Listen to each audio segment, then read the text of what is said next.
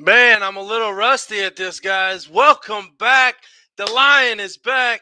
Happy New Year, everybody. 2022 going off with a bang. First off, we got to pay some bills. We got to thank the Fighter's Friend, thefightersfriend.com. Promo code BWSPORTS1 at their website. Get all your CBD and your awesome recovery products there. Elite Performance 765-499-1005, where the dream of elite fitness becomes a reality. See, it's been a while, guys. I apologize. BeeLit Organics. Check our girl Brittany out. She's the great, wonderful person that makes my soap that I love taking a shower with. It's kind of like I'm taking a shower with her. My wife doesn't matter. She doesn't mind that. It's okay. But without further ado, let's get the man, the myth, the legend himself, BYB Extreme Fighting Series owner, Mike Vazquez, to Combat Zone. Welcome, brother. Nice to see you again. Happy New Year. Happy New Year, brother. Good to see you back at full strength. Yes. So, I was able to catch the last show in December. Hell of a card. Let's kind of discuss what kind of went on there. So you saw the main event, Patty against I lost it. Sarah Swift? There you go. Click, Sarah. Okay. Now, after I give you my opinion on this fight, I want to ask your opinion on a professional level. Mm-hmm. To me, Patty beat the dog shit out of that poor girl. And to me, the corner should have stopped it by the time she seen her eyes swollen up, keep going and going, and she was just pecking it. I mean, Patty is a warrior. She's a hell of a boxer. I mean, she's pecking that eye. What do you think on that? Well, we got some girls that are really hard to find opponents for. Patty is unique. She's got not only the heart of a lion, but she's got a lot of skill to back it up. You saw the war that she had with Christine Stanley, which is somebody else who's hard to find a matchup for. As we'll talk here in a second. We go through quite a list of girls. There was actually another girl that was going to come from the Dominican Republic, but she couldn't get through her paperwork, her visa stuff in time. Sarah's a gamer, though. Sarah's a tough girl. She was in there. You could just always say the corner could have stopped it sooner if they want. But, everybody's got a fighter's chance. And if you saw that first round, Sarah came out and she did connect and she took it to Patty. So, we've seen it before. JD Burns is a great example. Somebody that was down 3 times, in a fight before turning it around and coming out with the win. So, the corners, a lot of these fighters, some of them have fought for us before, so we know, a little bit more about them. Some of the fighters that are new to us, like Sarah was, you got to leave it to the corner. They know their fighter and the fighter themselves. But my respect to Sarah, because she stayed in there. She was gunning and still throwing punches, and she just the better fighter won that night. I should recant my statement just a little bit. Not taking anything away from Sarah Glick, because yes, like you said, she is she was throwing, she kept coming, and I got to give it to her. She's got a hell of a heart and a heart of a warrior. I mean, she is in the military too. First round, when she came out, she connected with a 1-2 to Patty that, surprised Patty, and it surprised me too. I was like, oh, wow, you tend to think the champion always has a little bit of the advantage, right? They've been there before and they have the experience, and she did have a war with a tough Christine Stanley, so you would have come in, we don't have betting odds and stuff on our fights, but you would have imagined, the Patty was the favorite, so she proved why. Right. Now let's kind of go back real quick. You mentioned Christine Stanley. Mm-hmm. There was a little controversy going on to at least the outside world of what was really going on with the whole match, and it didn't happen. Now you had Miranda's side coming out saying that Christine backed out of the fight with nothing else to say, and Christine's side is saying, well, I wanted to fight, but... Yeah, inside the organization as well. I mean, we were, again, it's really hard to find fights for Christine. Right. And we couldn't run that, war back immediately between Patty and her. 7 rounds. It was a big time fight. I mean, I'm surprised it didn't win fight of the year. in the voting. But Me too, because that's the one I voted for. for me, it was up there. Yeah, absolutely. So so what happened was Christine took a fight at 150 uh, because we couldn't find anybody at 135 willing to fight her. Right. So she had to come up in weight, really, basically, not only not cut weight, but maybe even add a couple pounds. And Miranda, who's a tough warrior herself, she came down, and she was supposed to come down to 150, which was the agreed to weight. And unfortunately, she missed that weight by a few pounds. You know, Well, when you're 154, I think, is what I saw. if they tell you, hey, listen, this is what I'm down to, and okay, keep working. But if as long as they're feeling good, right? If they start, hey, I'm feeling a little faint. Hey, that's where you say that's it. No more weight cutting. Where are you at? 140, 154 or something. Just shy of 155. So we approached Christine, about fighting, changing the weight, and again, Christine had already come up a significant amount, that extra 5 pounds. Originally, in their corner, they had somewhat agreed to it, and we started moving forward for the fight at 155. And then the camp, not Christine, she's a gamer. Christine's a fighter. She'd fight anybody, but kind of their camp was like, no, this is not the best, situation right now. We've already come up, there's already a 5 pound difference right now, and by the end of the day, it might be 15 pounds. Who knows? Right. So they always err on the side of safety, and yeah, we would have loved seeing that fight, but we just couldn't make it happen safely. So we Now, passed. do you remember where Christine was on weight at that time? Did she hit 150 or she was probably lower? Right under 150. She was where she needed to be. She was Okay. like 9, something like that, 149.5. She was right where she needed. She came ready to fight. Miranda came. Unfortunately, she just couldn't get those last couple pounds off. And again, nothing against either one. They're both warriors. I would have loved to seen that fight. I know Miranda. I don't want to steal the thunder once we release more fights, but Miranda, I believe, is scheduled to fight on our next card here, BYB 9. So she will be making her debut, God willing. At the higher weight, so I don't think she'll have issues with the cuts or anything like that. So that Are should we be. bringing Aaron back? God, let's bring some toe hill back to the bare knuckle scene. Well, we're working on it. She kind of got that first taste of the Trigon, and she definitely left with a bitter taste. She wanted to do more, and I think she's been working hard, and I believe there is a chance you'll see her back in the Trigon this year, perhaps this card. Ooh, man. I mean, I don't want to get to. I want to get to this card, but I don't want to get to this card just yet because there's one more thing that I'd like to say. The BYB BKB partnership on this last event. I mean, to an outside person looking in, that was amazing for the sport. For Mhm. one, for two, you had the knockout of the year happen from the British guy that came over and fought the American within, I believe, 10 seconds, if that. I don't know Maybe an 8. exactly how many seconds. But it was quick. Yeah, it was quick, and it really surprised me that Luis Melo, because he's a tough guy, but he didn't fight his fight that night. He came out brawling, and I didn't think. I know he fought Jomi with a lot of anger. There was a lot of bad blood there between them, and that got away from his game plan. I'd have to think coming out brawling wasn't part of the game plan, but the fighter, once he gets in there, and the best plans get thrown out the window. So yeah, it was surprising, but absolutely, it was a knockout worth recognition, and real recognizes real. And whether it's a BKB fighter or a BYB fighter, if you deserve it, you deserve it. And we were proud to that Barry, was successful when he came over here and represented his country and his teammates and his organization very well. All right. Now, kicking off, like I said, kicking off 2022 with a bang, Mike. We just had a big fight announcement go live and official yesterday for the inaugural Police Gazette Super Heavyweight title. Josh Burns versus Mark Godbeard.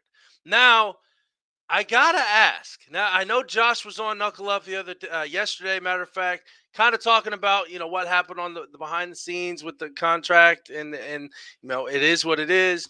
You know, kind of tell me where your steps were in this whole thing, and don't get yourself in trouble at all. Don't say anything that's gonna get anybody pissed off, or if you give a shit, Yeah, hell, it doesn't matter to us. Uh, you know, tell me where that process was with Josh and Mark, both of them. well, one of the things that we do is we're always careful. We don't look for fighters that are under contract to other organizations or whatnot. We do get a lot of people contacting us about fighting for us, and first word is, "Are you under contract?"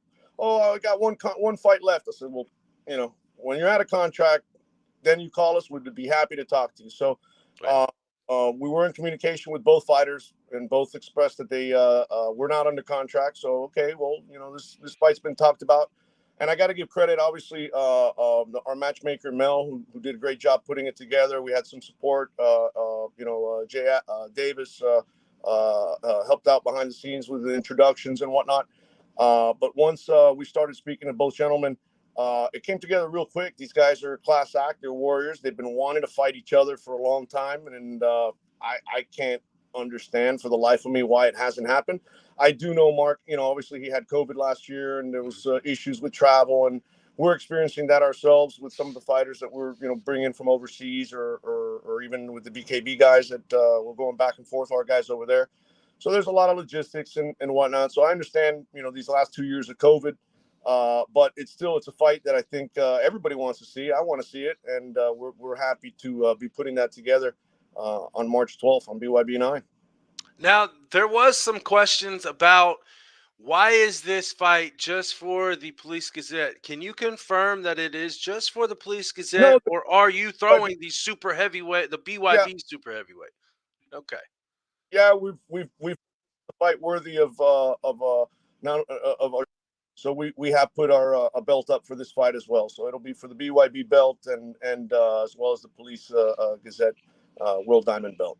Okay. Now, there has been a little talk of a third belt making its way in and around the scene, the World Bare Knuckle Council belt. I know that they were there. I know Ryan Perez was at the show last in December, kind of talking to some people, showing the belt off a little bit. What do you feel of the, I don't want to say outside belts, but council belts, Gazette belts? What's your take on these belts compared to a promotional belt? Well, look, it's great to have attention in the sport, and stuff like that, and different support from different levels and whatnot. The Police Gazette belt, has a lot of history to it. Means a lot for the fighters. I mean, you can look at the faces of the guys once they win their medallions. The pride in having won something of that nature, and it's an accomplishment, and it's something that they should be proud of. So in that regard, the Police Gazette belt, and Scott Burke does a wonderful job representing the history of bare knuckle, and can't thank him enough for the support he gives to the fighters. In the other belt, I honestly had only met the gentleman there at the event. I had seen a little bit on social media, but I'm usually in Facebook jail, so I can't really interact with some of You're the posts. still free right now, right? I'm currently a free man, yeah, but I'm very surprised might because not it took last a too long. while. Yeah, it might not last long. I get the trolls, I guess, reporting me. But anyway, so I did meet with them, and I saw the belt, and it's a good belt, of course. I mean, there's no structure yet, but it's everything is built upon. So I can't knock him or the belt in that regard, But there was some, I guess. Well, bullshit's the best way to say it, I guess. That I did see afterwards. As far as literally a pissing match. Going Literally. forth, and that's the kind of stuff that I just don't agree with. And I didn't see the need for that. I found it disrespectful to the sport, to the fighters, who like I said, they fight, they train, they're proud of their accomplishments, and I didn't see the need for that. So I was disappointed in seeing that. Okay. Well, You did mention, I know a lot of hype has been on Josh and Mark, but I want to kind of mention somebody that you mentioned, JD Burns, earlier, Yep. going up for, and I believe this is obviously the first 165 title fight that we've had in BYB. And I'm sorry, I lost. Brain fog is real, people. Brain fog is fucking real, and I'm having a hell of a time with it. So I apologize. Let us know, Mike, who he's fighting for that belt. Well, we're looking at putting together JD Burns, who's 2-0 with us. Has had 2 classic fights. Great individual, great family background. I mean, just freaking the business. Well, I lost your volume, Mike. I lost your audio.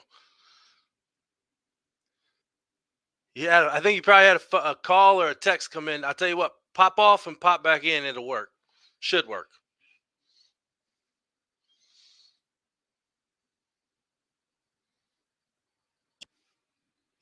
There we go. So while he's coming back in, guys, Mike has a big stretch in 2022, and I can't wait to talk to him a little bit more. And he's back. Boom, there he is. Can you hear me good? Yeah. Hold on. All Let me right. email here for people not to call me.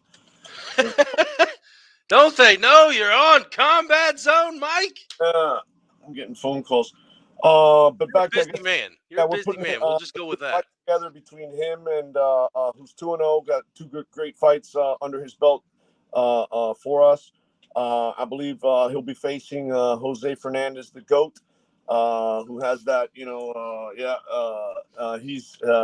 He's also 2-0, I believe, and has had 2 exciting fights. So that should be a war that both guys moving forward. I don't think they know how to step back. So that's going to be a good one. And we have some more surprises. I mean, I don't want to get too much ahead of ourselves, but I think we have 2 really solid female fights on the card, which we love. We love having the women compete. They put on fantastic shows, and a great card overall. I mean, it's I think every show we've always put together exciting fights, right? The Trigon makes that as part of the formula that helps that happen. But I think the fighters have gotten more experience. The younger guys that we've been bringing up have gotten more fights under their belt, different competitors. We brought in some other names, like Desmond and now of course Mark and Josh, and developing our own talent. Guys like Jose, JD, Jomi, and different people. So we've continued to put better cards. Every time I see a card, it's like, wow, this is our best card to date. So it's I've said that I think 3 or 4 times in a row here. That's good. That's good. Now I know that Jomi has mentioned that he will be back in action in March. No opponent has been announced. I know that you said you got some things in the works. We don't want to get too ahead of ourselves, but I can't wait to see Jomi defend that belt finally. Like you said, Desmond Green, I mean, his last fight, that was a banger. I mean, they were going back and forth. I honestly thought that could have went either way. Desmond got the nod. You know what? Ringside, I thought the same thing. After I saw the fight on video, I did see Desmond, outscore Carlo Alexandra. He was a great fighter, he's a great tactician, had a great jab. But Desmond did a good job fending him off. Jab, hitting him with the 1-2 in a combination when he could. Used his body, used a little bit of muscle, manhandled him a little bit. That gets under people's skin, and then you start making mistakes, opening up. So he did what he needed to do to get the victory against a very dangerous, Carlos Alexander. So it's good to see him, continue to, he got his feet wet the first time, and he went the distance in a real battle. His second go around, we're excited. See what's next for Desmond. So Zion Tomlinson is in the comments, man. I love the kid to death. He'll fight anybody at any damn weight. Maybe, and I'm not saying I don't know how many contracts fights he's got left or anything like that, but Zion, you got your eyes out in the world. Who knows? We might see him in the Trigon eventually. you got a lot of people that's talking about the Trigon. You know, you had the Triller Triad deal go on. You put the initial lawsuit out. Where's that at currently? What's the status on that? Have you heard anything back? I know it was hell. They could take forever to get back with anybody, as we all know. But let us know what's going on with that. Yeah, that's legalese. There's a process. You file. They have a time period to answer. They requested an extension, to the courts, which we, said, it's going to happen anyways. It's over the holidays. So they were granted an extension. We should be hearing the next steps here in mid-January and continue that process. So it'll be a process. It doesn't happen overnight. There's going to be hearings, motions to delay, motions to dismiss, motions to this, motions to that, and they're going to try to, postpone the inevitable, which is to deal with the matter, and what's black and white is black and white, and we put our trust into that. So that's pretty much it. It's going to be a process. It doesn't happen overnight. I know they're announcing soon another event. And the more they do infringe, it's just it just keeps tacking on. So that doesn't bother you one bit, does it? Well, as long as everything goes in your favor, it may not bother you too bad. I gotta say, morbid curiosity. I wanted to see how, because we've had some really nice broadcasts, over the last year, how they're, they approach, right? Because it is a unique shape ring, right? How they approach the broadcast angles and whatnot, and basically they did the same thing we did, the same money shot from one side of the stage, other than Metallica, of course, and all the nonsense, and the host desk and the host that they had, which just, I didn't see the quality in that, to be honest with you. But they did their thing, and what can I tell you? Well, it is what it is. I actually think I heard somebody call that the Trigon at one point in an interview or something, and I kind of laughed. But they did. I mean, it's unmistakable that ring was introduced by BYB, and it was introduced as the Trigon, and we don't have the reach, right, as far as the eyeballs that accompany a promotion of that size, international, whatever you want to call them, has. But those that have reached, that saw their ring, immediately said, "Hey, wait a minute! This is the Trigon. This belongs to BYB." So all the media that came out about it, and it was interesting during a couple interviews, official press conferences or whatever. Their own talent called it the Trigon, and it slipped, and how'd they were that feel? corrected immediately. Well, I mean, what can I tell you? It's you see something that you worked hard to develop, and somebody else is saying, "Look what we did." It's hard, a bitter pill to swallow, but that's what the courts are for. We'll let them do their thing. There you go. There you go. So we got the March in Tampa coming up. Mike, what else can you tell us about 2022 other than it's going to be one hell of a year for BYB, and I can't wait to be involved in it as much as possible. Well, we're looking to continue the trajectory we're on, continue to build our young fighters and bring in fights that people want to see. We're not going to go, we don't go, the other route. We want to put exciting fights together. We're going to be doing some events outside of Florida this year. We've done a lot of events in South Florida, in Miami and Hollywood, Fort Lauderdale and whatnot. So we're moving up the state to Tampa. We might be doing something else in the northern part of the state this year, but we're going to be heading out outside of the state of Florida for a couple of events as well.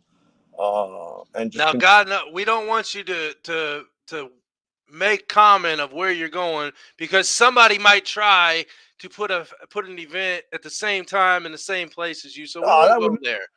I know that's never happened, right? That would never happen. So we won't go there. I do have one question for you. My brother, Tom Racker, is Mike still involved with racing at all? Mike, tell him what you just did recently. I think it was right after I saw you in Miami last. I'm not actively involved with NASCAR anymore. I used to own a team in the Busch Series, and I worked to develop NASCAR Mexico and had a team there for about 15 years. And I've worked supporting other teams and friends of mine in the industry. But I got out of that a few years ago, and that's when I was bored out of my mind.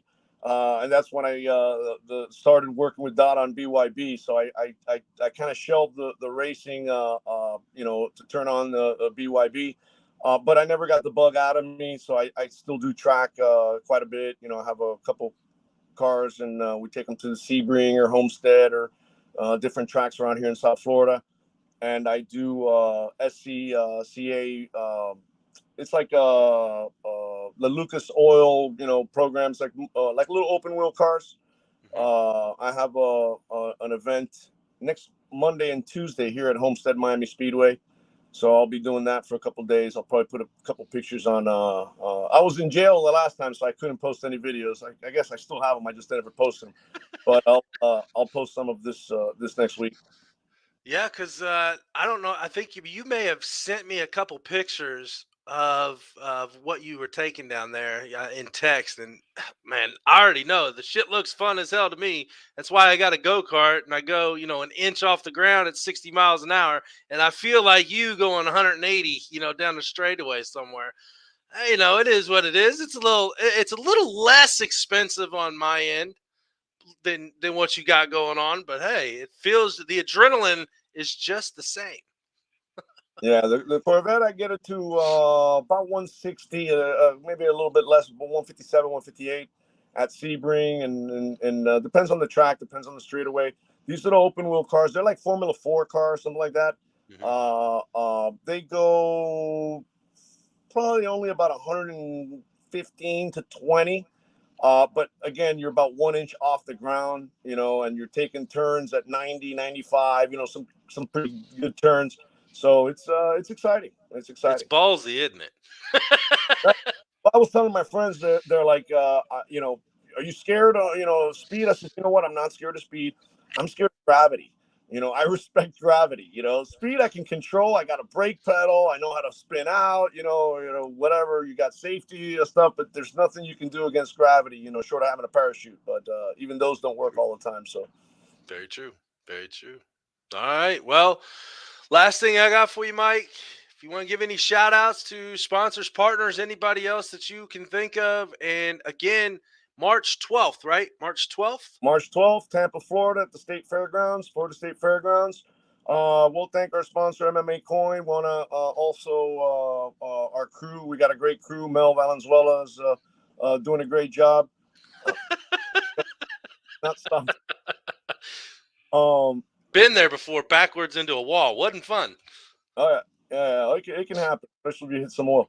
But more than anything, just the fighters and their camps. We try to put on good shows, but we can't do it if the fighters don't train right, eat right, cut weight right, and put on their best shows. Their best foot forward. So, love our fighters. All right. There you have it, folks. BYB Extreme Fighting Series owner Mike Vazquez, thank you for your time, sir. 2022 looking to be a hell of a year for BYB and Mike over there. Mike, do me a favor, tell Dada, Mel, and everybody else, and Don, everybody else, I said, hey, and what's up? And hopefully I'll be seeing you in March. My plan is to come down to Tampa one way or the other, and I'm going to try my damnedest.